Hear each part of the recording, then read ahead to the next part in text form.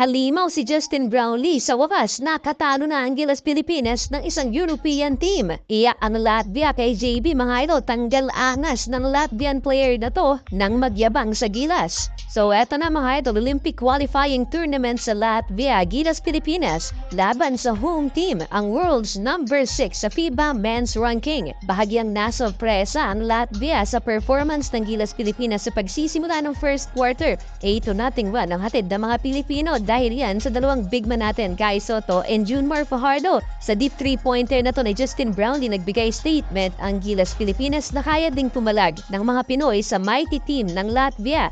Minalas beyond the arc ang Latvia mga idol, hindi magsipasok ang kanilang mga 3-pointers, kaya naman itong mga Pinoy nagkapitalize naman sa ilalim sa pintura kung saan kumana ng kumana itong si Junmar Fajardo at si Kai Sotto. Maaga ring nalagay sa penalty ang home team habang ang Gilas Pilipinas isang foul lamang sa first 6 minutes ng opening frame. Maagang na-high blood ang coach ng Latvia mga idol sa mid-range jumper na to ni Chris Gilsum, umabot ng 10 points ang lamang ng Gilas Pilipinas. Naiwang gulat mga idol ang players ng Latvia pati na kanilang mga fans dahil sa performance nitong Gilas Pilipinas. May napadasal pa papatapos ang first quarter dahil natambakan ng Latvia ng Gilas Pilipinas. Di patapos ang panggugulat ng mga Pinoy dahil naipasok rin ni CJ Perez ang buzzer beater 3-pointer na to end the first quarter, 32-16.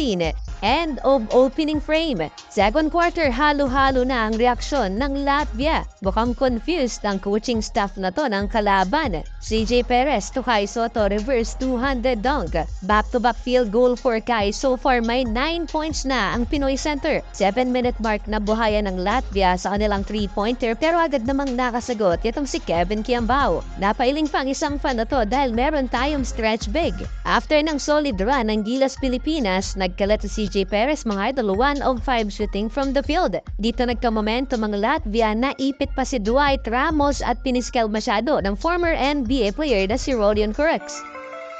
From 18-point lead, naging 10 na lang mga idol, 39-29. Pamatay sunog, Justin Brownlee in transition and Kai Sotto follow-up layup. Grabe itong si Justin Brownlee, ang kanyang consistency pinapasakit ang ulo ng mga fans. 16 points sa first half si JB at bumalik sa 18 points ang kalamangan ng Gilas Pilipinas. Kaya ito pa malupit na nangyari, wala ng 24 seconds sa game clock nang magtala ng 5 points ang Gilas Pilipinas sa iisang possession lamang. Naipasok ni Dwight Ramos yung 3-pointer at natawagan naman ng unsportsmanlike foul itong si Dairis Bertans. Pasok ang 2 free throws ni Japet plus ball possession ng Gilas Pilipinas. Pero natawagan lang ng turnover si Chris Gilsum, yun nga lang na technical foul itong si Rodion Kurucs matapos angasan ang Pinoy. Tambak ang Latvia halftime 54-38. To start the third quarter, Kai Sotto beyond the arc 3-pointer for Kai. Sagutan sa pagpuntos, napasandal pa rin ang Latvia sa kanilang 3-point shooting. Habang ang Gilas Pilipinas balanse ang scoring in and out the paint.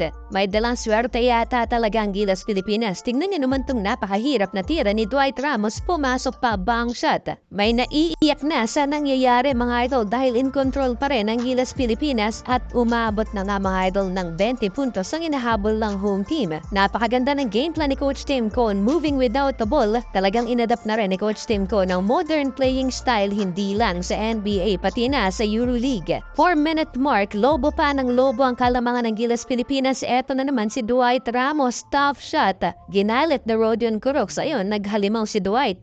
To close out the third quarter, muling ipinasok sa CJ Perez at naipasok na naman ang napakagandang 3-pointer na to mula sa assist ni Dwight Ramos, 77-56. Sa mga hindi nakakaalam, Latvia ang pinakapaboritong kupunan sa group na to na makakapasok sa Olympics, pero eto tinambakan lang ng Gilas Pilipinas. Malapit nang mag-triple-double si Justin Brownlee mga idol.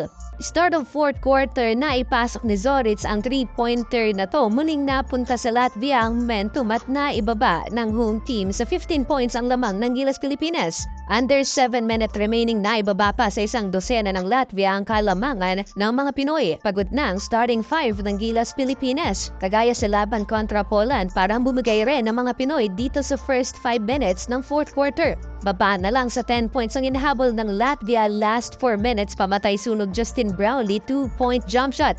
Buhat-buhod na mga idol si Justin Brownlee last 3 minutes at naipasok ang 3-point jump shot na to from top of the key. May kasama pang foul. Parang gumuho mga idol ang mundo ng Latvia sa 3-pointer and 1-play na yon ni Justin Brownlee. Last 3 minutes, another big play for Justin Brownlee. Ngayon naman sa depensa, butatang inabot ng kalaban. Baba na lang sa single digit ang lead ng Gilas Pilipinas sa floater na to ng home team. Buti na lang at nabigyan ng 2 free throws si Chris Newsom, parehong pasok yan mga idol. Wala nang 1 minuto sa final quarter, 10 pang lamang ng Gilas Pilipinas. Naipasok ni Davis Bertans ang 3-pointer na to. Foul game ang nangyari mga idol, 24 seconds ang natitira sa final quarter, 9 points ang lamang ng Gilas Pilipinas. At solid mga idol, panalo ang Gilas Pilipinas, final score 89-80.